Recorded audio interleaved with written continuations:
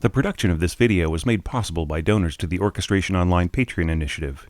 Please consider adding your support to the creation of free educational internet resources by visiting our Patreon page linked below.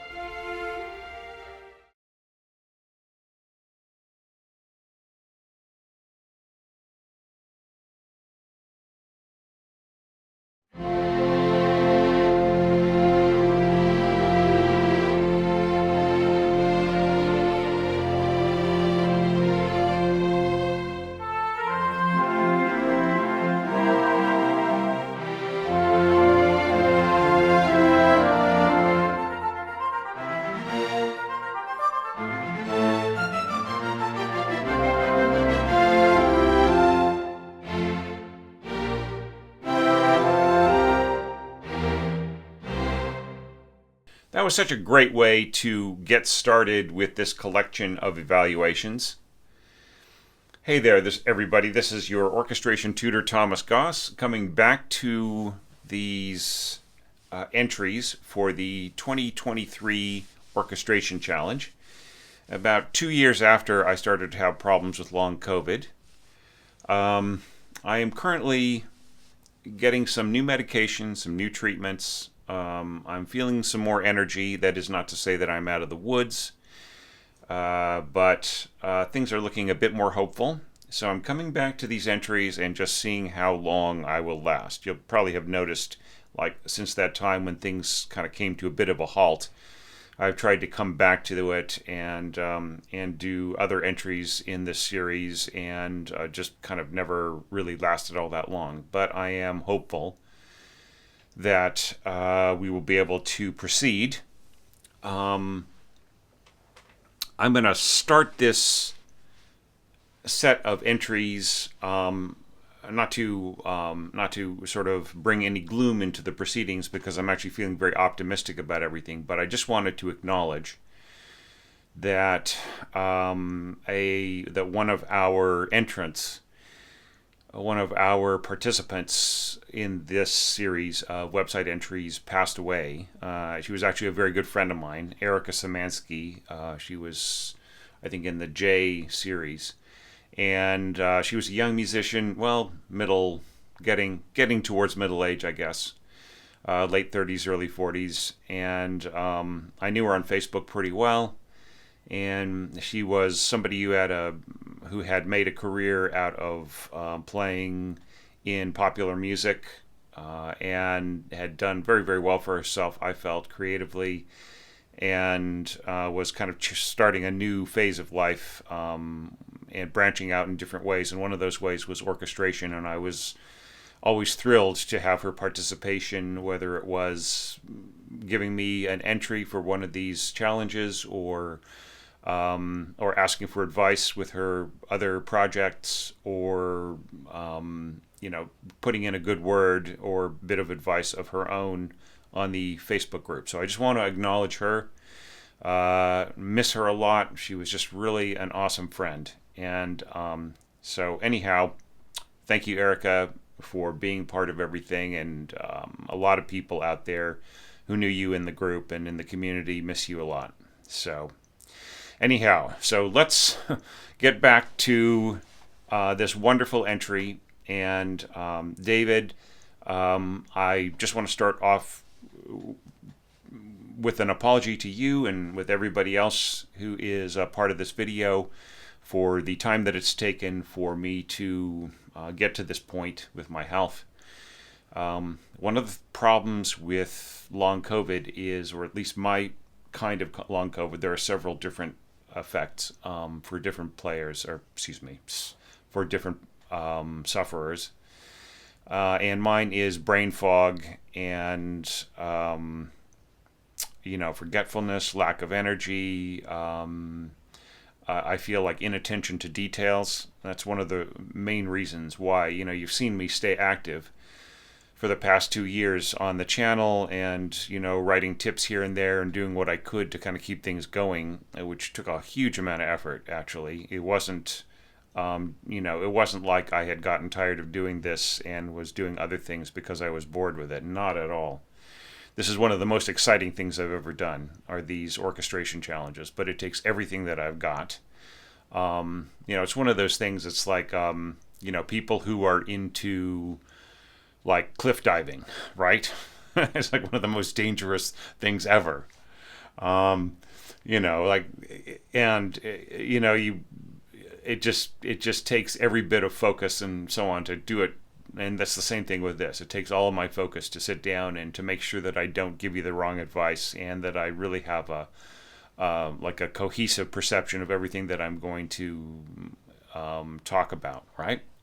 So when you've got long COVID and you've got brain fog and dizziness and running low on energy and stuff like that, it is just such a, it's something that I cannot keep doing and maintaining my health and keeping the channel going at the same time, right? But things are looking better now. I've got some new treatments. I'm not going to get into it here, but I'm very hopeful. And as an expression of that optimism, we are going to launch into this now with that very long introduction. So thank you for your patience. So David, let's talk about your entry here, and I'm going to be using the evaluation criteria that are listed at the beginning of this video. Anybody who wants to check, just jump back to the beginning and then come back.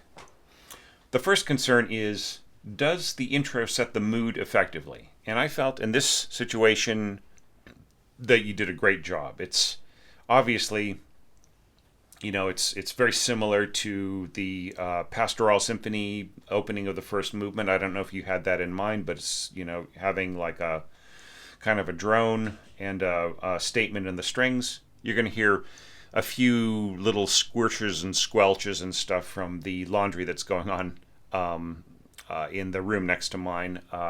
It's unavoidable, but I have to record right now, and the laundry has to get done. Apologies. So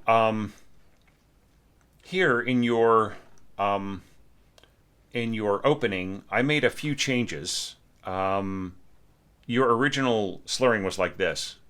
You basically slurred across the entire bar. I would like to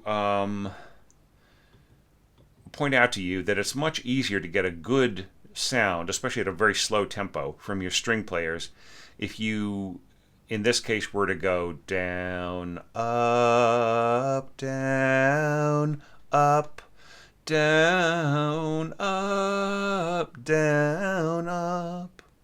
In this case, you had these as eighth notes with the fermata on the rest. Right, but I sort of rescored it like this, right? Because Beethoven has put in a little bit of a trap for you. You probably noticed in the piano performance that our pianist Spencer Myer just leaves his thumb sitting on that F and goes yada da da dum. So like you end up with the tonality going all the way through to the end of the fermata in these extra little notes, right? So that's what you should do too. All right, and this is interesting here, how you put the fermata on the eighth note at the end. That's fine. It's not really totally necessary because the conductor is going to sort of gather everybody together at the double bar and give the preparation for the upbeat, right? Da da dum bum and so on. So, anyways, those are my thoughts on that. So now, let's take a look at the next question. Does your melody start with elegance? Okay, it does, and yet it is a little strangely or, less effectively scored out, right? I like the idea of the octaves, and I like, the sort of the C repeating in the middle as well as down here and so on. And I mean, those are really nice ideas. The violas doubling the second oboe and the first clarinet, and it has a nice mixed feel in here of winds and strings. Okay, it's a very cool idea too, and I like this spreading out of the chord here. Sort of the destination of the first little bit of melody. Okay, where you run into trouble though, okay, I feel that this is somewhat inelegantly expressed, right? I think that this should be two voices throughout, right? So here, I'm just going to grab the lower voice, change that to second voice, and then add a slur below. All right, see, that is much, much better. Then that just basically leaves, like here you've got an implied portato with your first voice. All right, so it might as well don't even bother implying it, just state it, right? Like this, right? Just really make it into, da da da. Have the player pulse from their stomach, right? So the same thing should happen here, right? We could just take the lower voice, change it to second voice, add this, and then, oops, not too far. And then also make that portato, right? And then the whole question is, well, should the bassoons also be portato? Why not? Right? So I feel that would hang together a lot better than the way that you scored it before. Okay. Now, if you have two voices stated like this, an up and a down stem, you don't need a duet, right? Because it is implied by the two voices, right? So scratch that out, and you don't need this extra rest.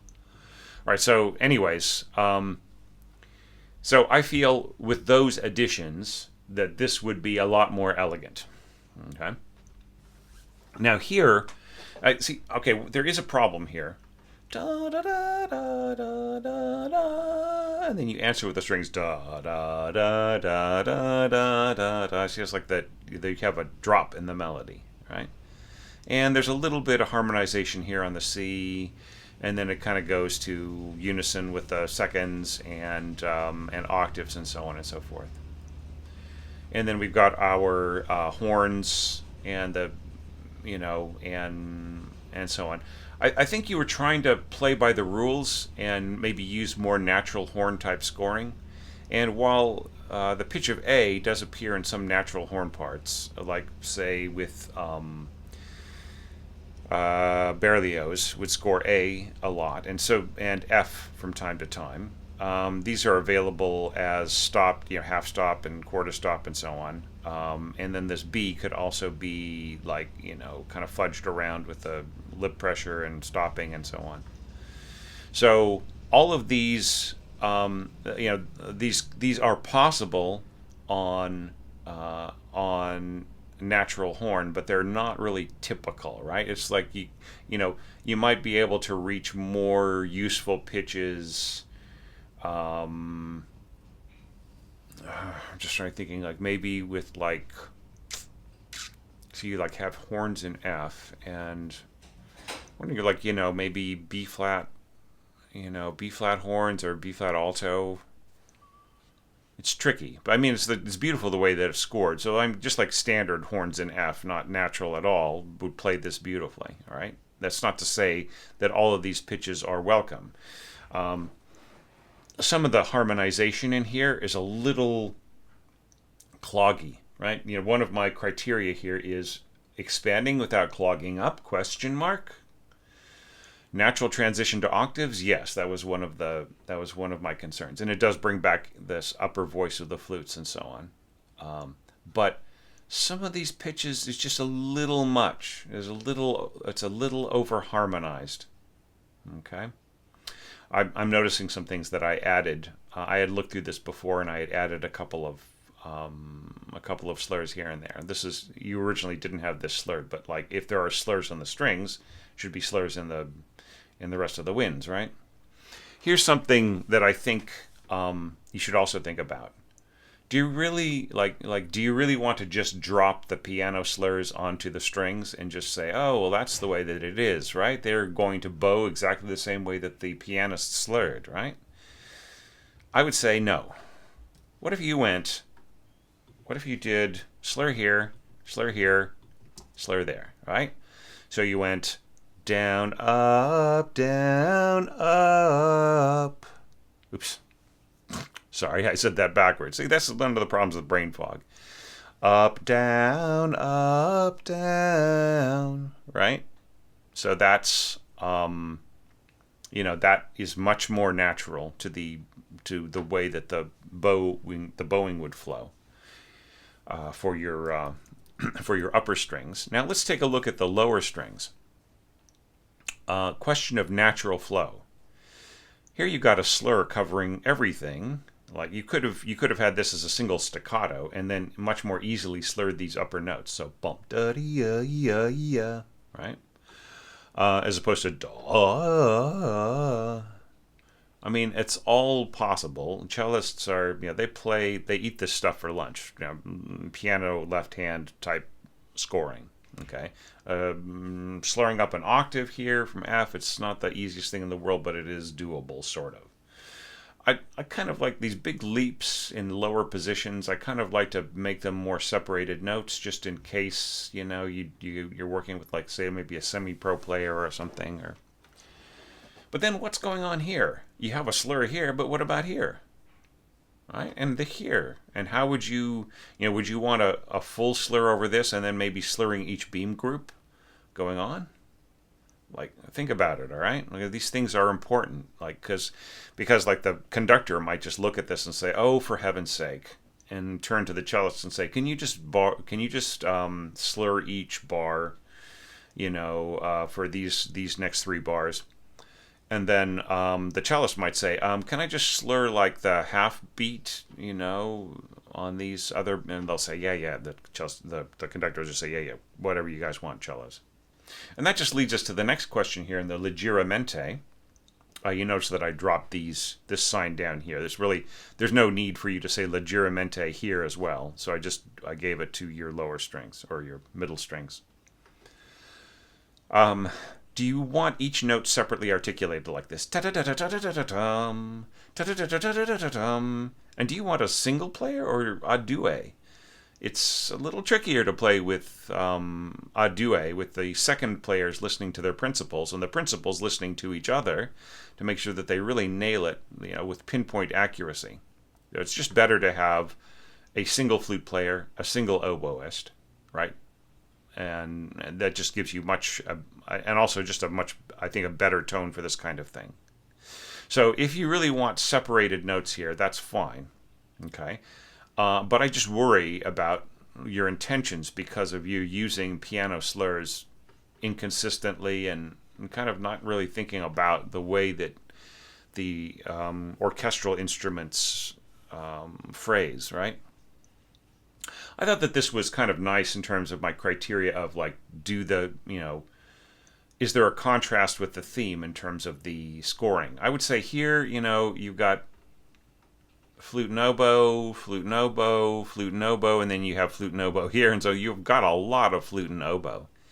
Could the flute part have gone to, like, clarinet, maybe?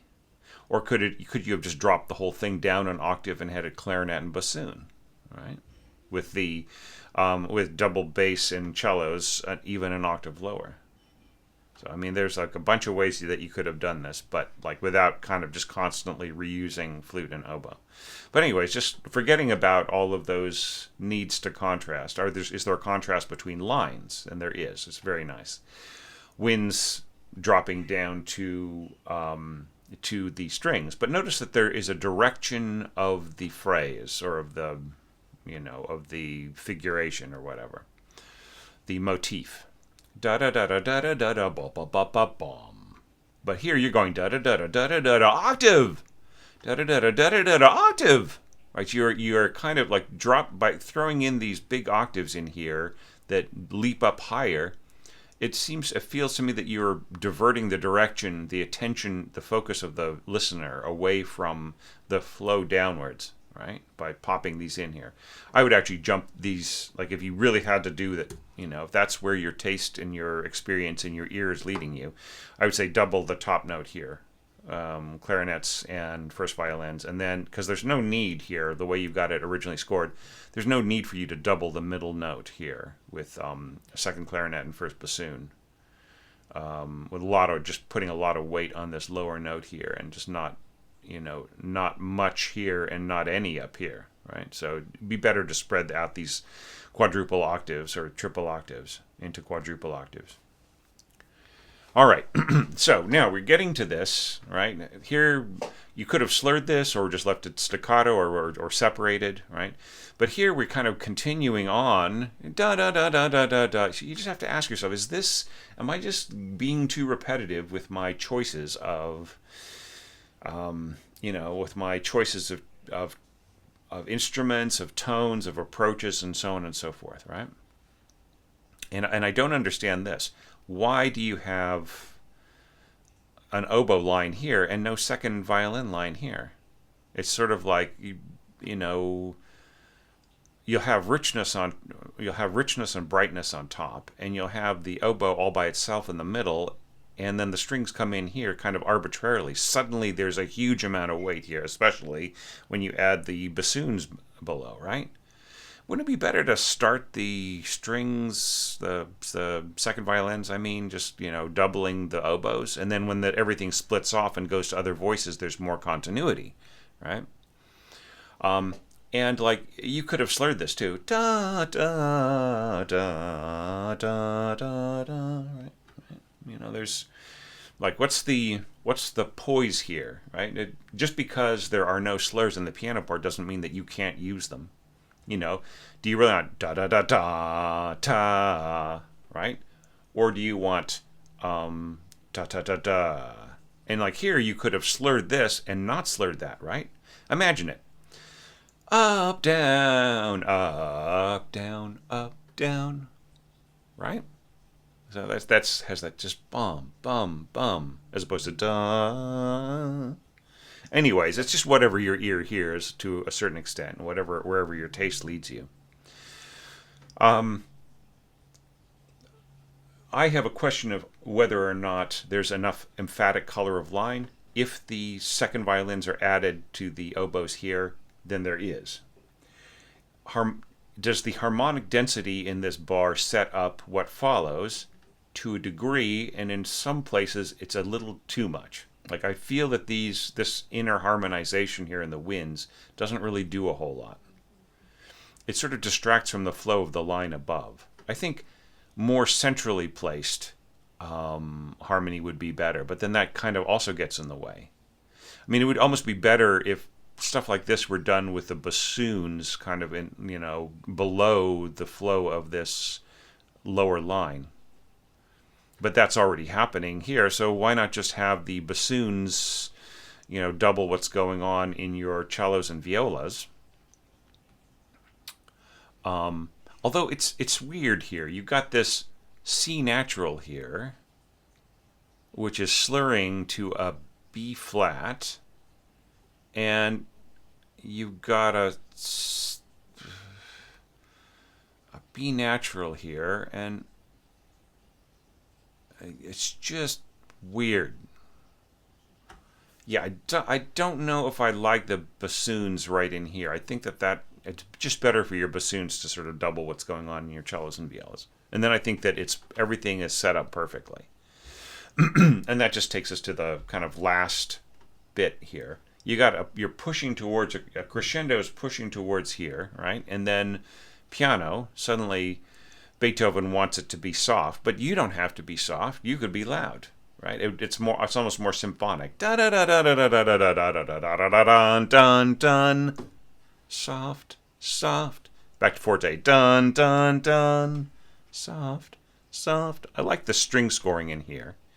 I think, with respect here, I think that, I think that this could have been harmonized a little bit more cohesively across all the voices. Like you've got two players each, right? In your flutes and oboes. There could have been more harmonization here, I think. And I think the same thing here. You could have gone to divisi with some of your string parts. And then once again, this could be slurred, that could be not slurred, right? So you get that more emphatic pace. Then one last question I forgot to mention before. I had suggested solo or single wind lines here. But here, since these would be doubled, perhaps if you add the second violins, then I would say then here you can go to a due winds, and then it will actually be a kind of a more blending, right? Okay, so anyways, that's what I've got to say about your piece, David. I could actually say twice as much, but I better not. Because as energetic as I feel today, I just might use up all my energy and then have to spend a week in bed. So I don't want to overdo it, but just like I said, I'm hopeful. I love this little octave in here. This is so cool. It's a little strange though with the F, and I mean it's not beautifully rendered, but it's a cool idea. Anyhow, very, very very great entry to start this whole collection, and it's almost like a prelude of coming attractions, right? So nice work, David, and once again, apologies for taking so long with this. On to the next entry.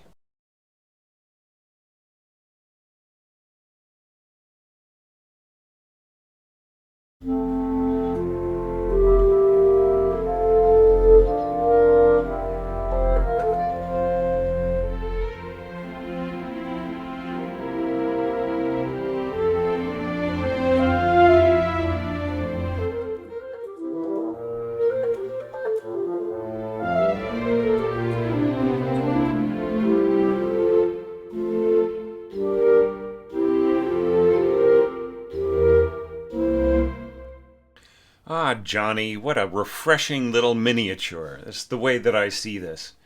I love the way that you've kept the scoring down to just a couple of clarinets and bassoons and strings. And I just, I feel that what you've done is so much in character with the period and the outlook of the work. So nice job.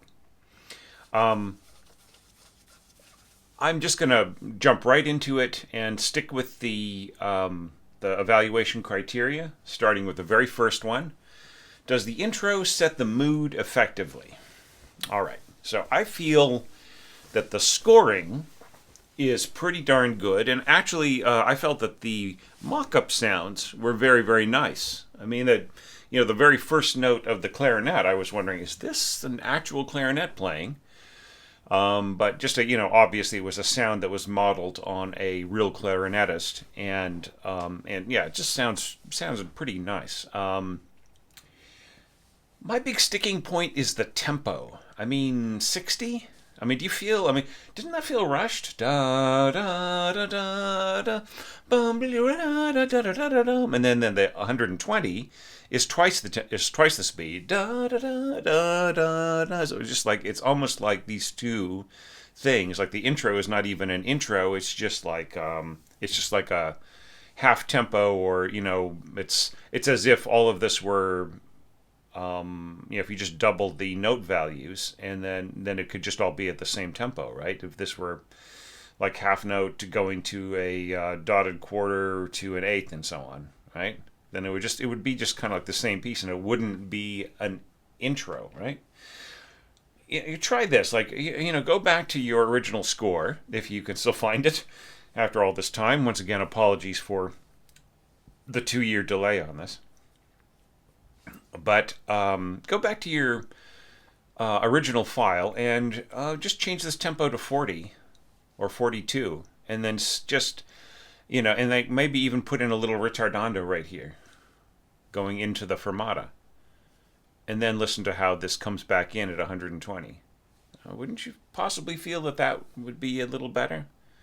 Now, there are a few little sticking points. Like I would say this opening thing here could be in tenor clef for the bassoons. I think it'd just be a lot clearer and easier to read, and it is essentially tenor clef scoring. You don't really tell us whether this is a duet or what's going on here. This could just be a single bassoon.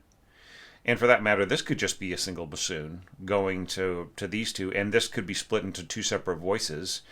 So if you could keep the adue here, or just get rid of the words adue, and if you had two separate voices, and then you could go to joined intervals here in first voice. I don't understand why this is upside down. I guess it might have something to do with the copy pasting from the original score. I don't know, but like the stem direction should be reversed and so on. So there's a bunch of little picky things in here, right? One of which is that your first oboe or first bassoonist is got a beautiful slur, A, C, E, right? Whereas the second bassoonist is kind of doing a bit of a portato here with this A, which is why I was thinking like your second bassoonist could just come in here on this A, right? It's just an easier thing, I think. In which case you want to provide separate voices at the beginning and a rest here on the downbeat. All right, so those would be my picky things. Do I feel that it sets the mood effectively? Oh yeah, excellent work. This right here, you fall into Beethoven's trap. Beethoven actually would have held this with his thumb while he played this yada-da-da-dum. There's nothing really, except for just the duration. It's, like if you really listen to the music, it needs to be in there. This F needs to be sitting under this sounding C, right? And that's how the pianist played it. That's how every pianist plays it, including me. And it's just an unconscious thing. So it really should have been marked as a quarter note on the score with a fermata, right? So that would be another thing I'd correct. All right. So, all right.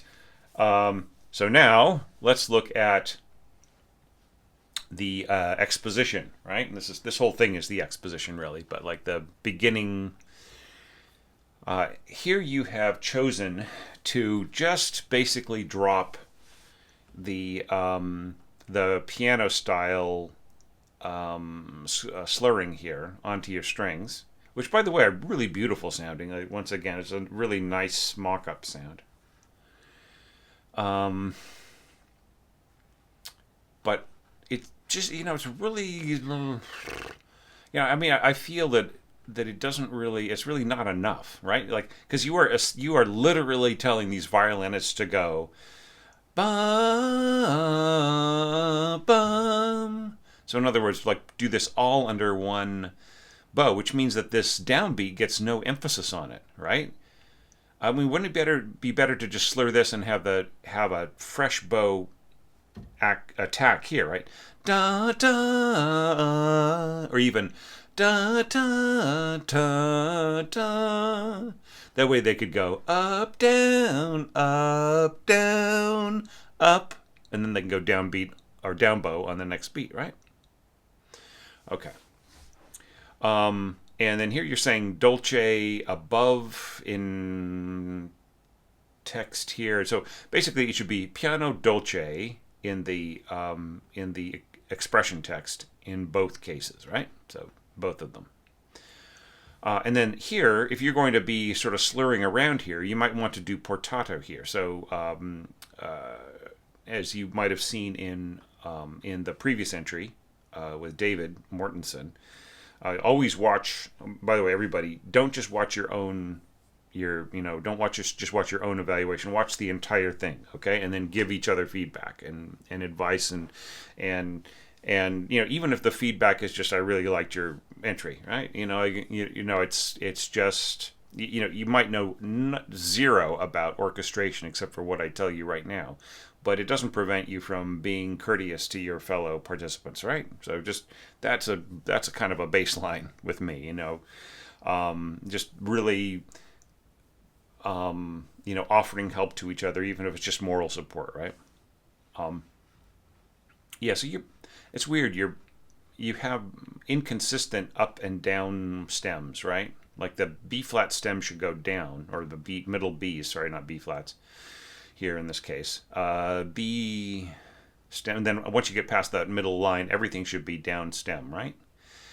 So, and then here, like these B flat should be, the stem should go down. And the same thing with this sounding E, or this E here, and this B flat here, or excuse me, C. Sorry, it's the brain fog speaking. Okay, yeah, so this, anyways, get back what I was going to say. If this is going to be slurred, this could be portato, right? So tenuto mark over each and a slur over the top, right? Okay, and then here you are just basically, going ta ta ta ta ta ta ta ta. So do you want these all to be separately bowed as you have this beautiful smooth slurred stuff over the top here? In fact, I would do way more bowing than you have indicated here, right? Like you could go ba ta ta ta, or da ta da da, or da ba. I'm saying it's just you could slur each beam group, you could slur each bar, right? You could go staccato and then slur this, right? And then slur this. There are a bunch of different ways of doing it. And then you could slur these bars too, right? Anyhow, and if you did that, if you did a little bit more work on this, I would say your melody starts with elegance. You would have, it's almost like you have half punctuated a sentence here, right? The